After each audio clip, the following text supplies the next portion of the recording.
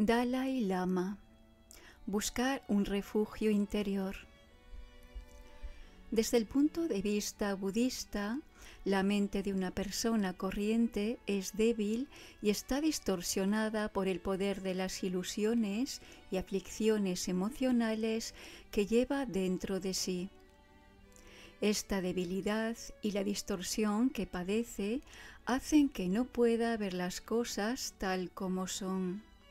Lo que ve es una visión deformada y definida por sus propias ideas preconcebidas y neurosis emocionales.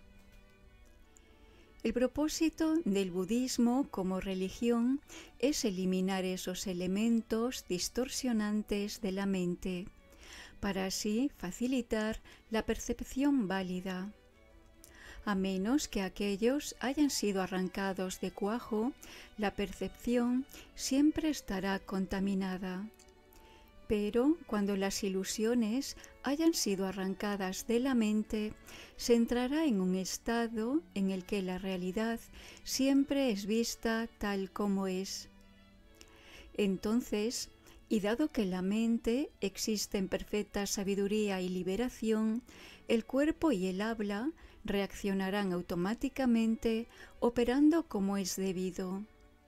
Esto beneficia tanto a uno mismo como a los demás inmediatamente en esta vida y también en el camino que sigue a la muerte. Por eso se dice que el budismo no es un camino de fe, sino de razón y conocimiento. Los tibetanos tenemos la inmensa suerte de haber nacido en una sociedad en la que el conocimiento espiritual no solo estaba disponible, sino que además era altamente valorado. No obstante, haber nacido en esa sociedad puede hacer que lo demos por hecho. El mismo Buda dijo: «Examinad mis palabras igual que un orfebre examina el oro antes de comprarlo, y no las aceptéis hasta haberlas dado por buenas». Buda enseñó durante mucho tiempo y a personas de todas las clases sociales y todos los niveles de inteligencia. En consecuencia, cada una de sus enseñanzas debe ser sopesada y evaluada cuidadosamente para determinar su significado y decidir si encierra una verdad literal o únicamente la expresa de manera figurada. Muchas enseñanzas fueron impartidas de forma limitada o a personas de entendimiento limitado. Aceptar cualquier doctrina o aspecto de una doctrina sin examinarlos analíticamente antes es como construir un castillo sobre el hielo. La práctica siempre será inestable y carecerá de unos cimientos lo suficientemente sólidos y profundos. ¿Qué significa practicar el Dharma? El Dharma es definido como lo que sostiene y hace referencia a la sabiduría espiritual que nos sostiene o libera del sufrimiento. El budismo afirma que, aunque por el momento nuestra mente está nublada por la ilusión y las distorsiones, en última instancia siempre hay un aspecto de ella que es por naturaleza puro y limpio, y que cultivar esa pureza y eliminar los oscurecimientos mentales nos permitirá mantenernos alejados del sufrimiento y las experiencias insatisfactorias. El Buda enseñó esa pureza potencial como uno de los dogmas fundamentales de su doctrina, y Dharmakirti, el lógico hindú que vivió un milenio después, estableció su validez mediante métodos lógicos. Cuando esta semilla de iluminación ha sido suficientemente cultivada, se adquiere la experiencia del nirvana, la libertad de todas las carencias y limitaciones del samsara. Aparte del concepto de la semilla de la iluminación, Dharmakirti también validó lógicamente todo el espectro de dogmas budistas, incluida la ley del karma, el concepto del renacer, la posibilidad de alcanzar la liberación y la omnisciencia, así como la naturaleza de las tres joyas del refugio: el Buda, el Dharma y la Sangha. En cuanto a la práctica propiamente dicha, no habría que emprenderla sin contar con una previa comprensión lógica de la doctrina. El practicante debería saber qué está haciendo y por qué. Los monjes y las monjas dedicamos toda nuestra existencia a practicar el Dharma, por lo que deberíamos asegurarnos de que nuestra práctica fuese inmaculada. La Sangha es muy importante para la estabilidad de la doctrina, por lo que deberíamos hacer todo lo posible para emular al Buda. Quien esté pensando ordenarse antes debería reflexionar sobre lo que va a hacer. Para ser un monje de segunda categoría no vale la pena hacerse monje. La Sangha tiene la responsabilidad de encarnar los preceptos. Si se quiere seguir llevando una vida corriente, más vale dejar la práctica religiosa a quienes tienen más inclinaciones espirituales y conformarse con la práctica seglar. Todas las religiones del mundo tienen en común el que proporcionan métodos para cultivar los aspectos beneficiosos de la mente y eliminar los perjudiciales. El budismo es una religión particularmente atractiva porque, habiéndose desarrollado en la India, cuando el país estaba pasando por un momento álgido, tanto en lo espiritual como en lo filosófico, ofrece una gama total de ideas espirituales y un enfoque racional de los métodos del desarrollo espiritual. Esto es particularmente importante en la era moderna, que tanto confía en la mente racional. Debido a esta faceta de la racionalidad, el budismo apenas encuentra dificultades a la hora de enfrentarse al mundo moderno. De hecho, muchos de los descubrimientos de la ciencia moderna, como los de la física nuclear, que son considerados como nuevos hallazgos, fueron analizados hace mucho tiempo en las antiguas escrituras budistas.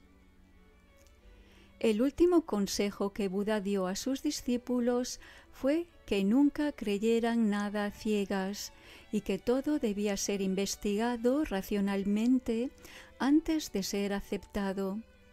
Y por eso el mundo budista siempre ha logrado mantener vivo su espíritu de investigación inicial.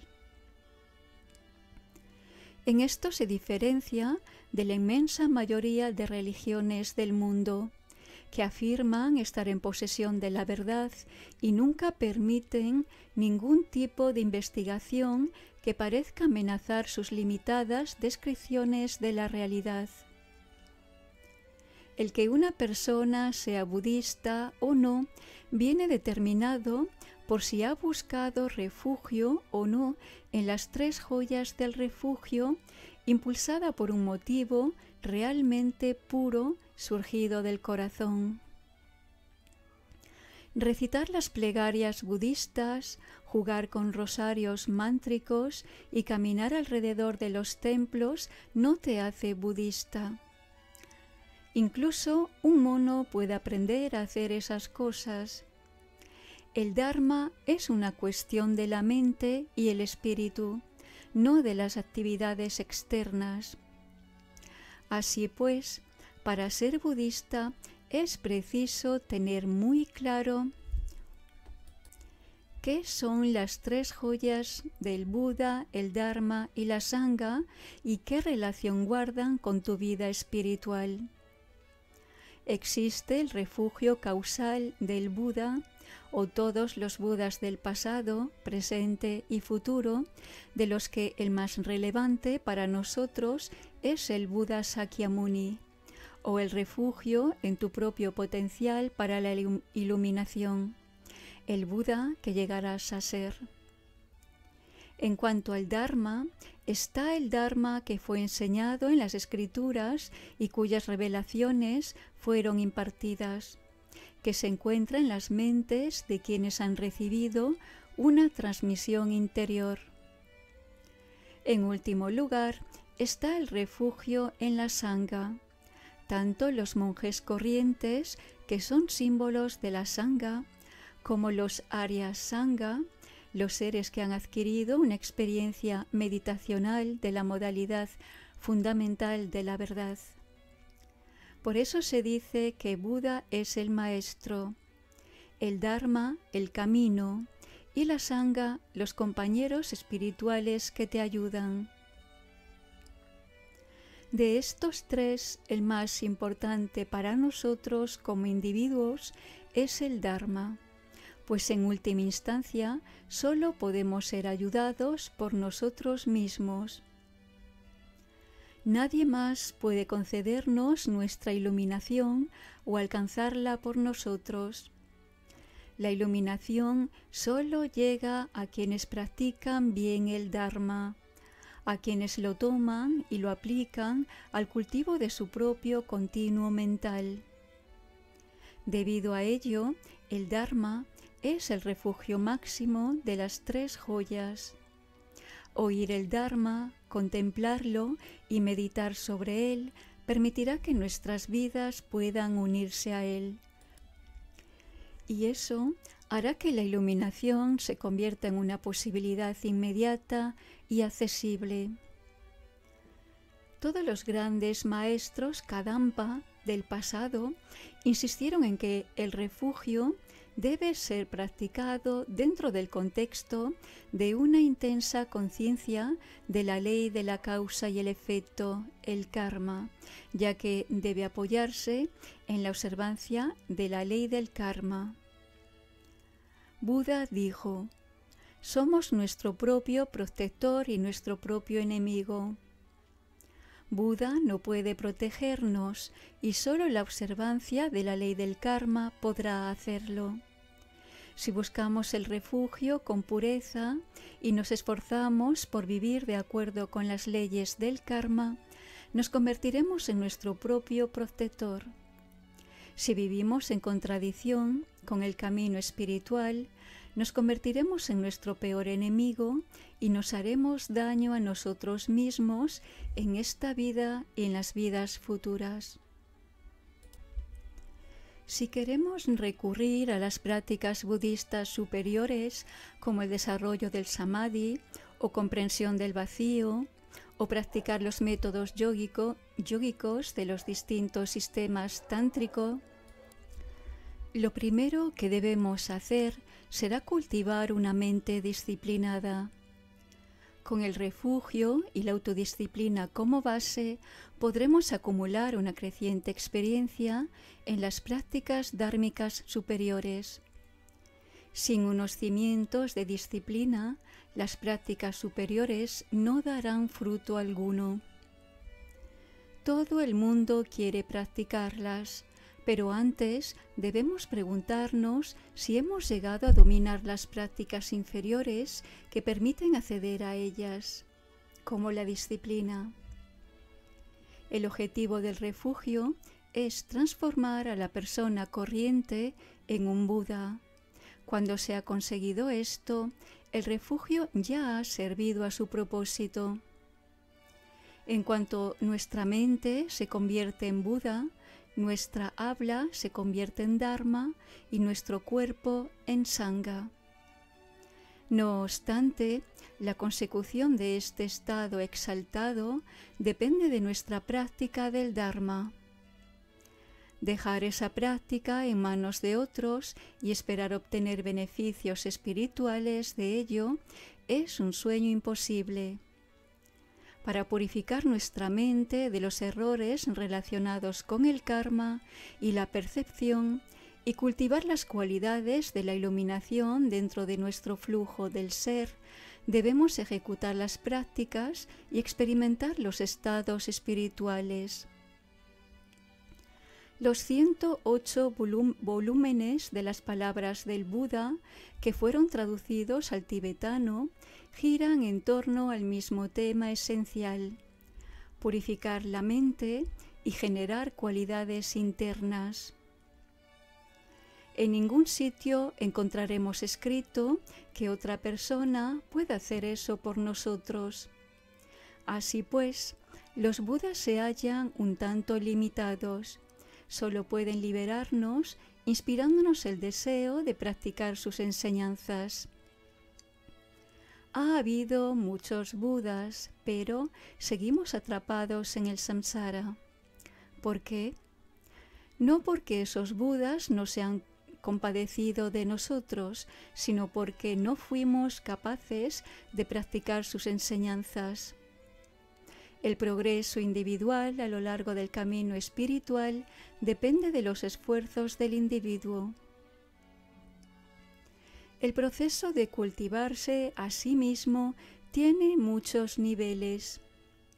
Para los principiantes, sin embargo, la primera necesidad es evitar los 10 cursos de acción negativos y observar sus opuestos, los 10 cursos positivos.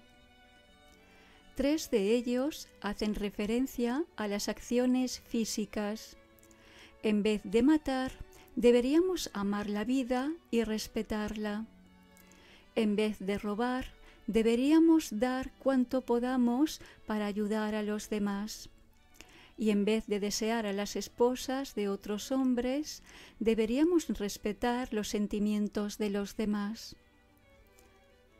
4 están relacionados con el habla. En vez de mentir, siempre deberíamos decir la verdad. En vez de sembrar la disensión entre los demás, burlándonos de ellos y difamándolos, deberíamos alentar la virtud hablando de sus buenas cualidades. La crítica y los comentarios ásperos deberían ser sustituidos por palabras amables, suaves y llenas de amor, y la charla insustancial debería ser evitada y sustituida por actividades que tengan algún significado. Por último, 3 hacen referencia a la mente. El deseo de aferrarse a las cosas debe ser superado y hay que cultivar el desprendimiento.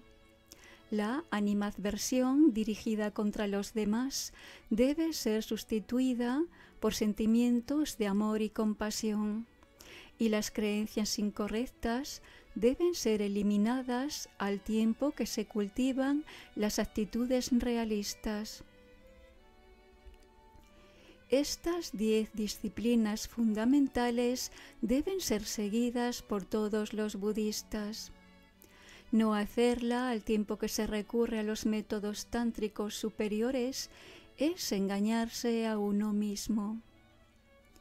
Son 10 prácticas muy sencillas, observancias que cualquiera puede seguir y sin embargo son el primer paso para quien quiera progresar hacia los poderosos yogas que proporcionan la iluminación en una vida. Cuando buscamos refugio y nos hacemos budistas, debemos honrar a la familia de los Budas. Seguir cualquiera de los 10 cursos de acción negativos después de haber buscado refugio es profanar el budismo. Nadie nos pide que seamos budistas. Si eres budista, es porque así lo has decidido. Así pues, lo menos que puedes hacer es comportarte como se espera de un budista. La cualificación mínima es evitar los 10 cursos negativos de acción y cultivar sus opuestos. Nadie es perfecto, de acuerdo, pero si queremos llamarnos budistas, entonces tenemos que hacer algún esfuerzo. Cuando vemos surgir dentro de nosotros algo que causa ira o deseo de aferrarse a los objetos, lo mínimo que podemos hacer es tratar de plantar cara a esos estados distorsionados de la mente y mantener una actitud libre basada en el amor. La esencia del Dharma es el cultivo de la mente, porque todos los karmas positivos y negativos acumulados por el cuerpo y el habla tienen su origen en la mente y siguen la dirección que ésta les marca. Si no cultivamos la toma de conciencia de nuestros procesos mentales y la capacidad de cortar esos flujos de pensamiento negativo en cuanto aparecen, 20 años de meditación en una lejana caverna no nos servirán de nada. Antes de buscar una caverna, lo que deberíamos hacer es buscar buenas cualidades en nuestros pensamientos y desarrollar la capacidad de vivir de acuerdo con el Dharma. Solo entonces nuestra estancia en la remota caverna de meditación será algo más que una pérdida de tiempo, porque de lo contrario, lo único que habremos hecho en ella será hibernar igual que hacen los osos. Las personas que hablan de asistir a retiros tántricos sin haber llegado a dominar los 10 cimientos dármicos no saben lo que se dicen. Los seres humanos podemos alcanzar la iluminación en el curso de una vida, pero la vida es corta y una gran parte de ella ya ha transcurrido. Deberíamos preguntarnos ¿qué progresos espirituales hemos hecho?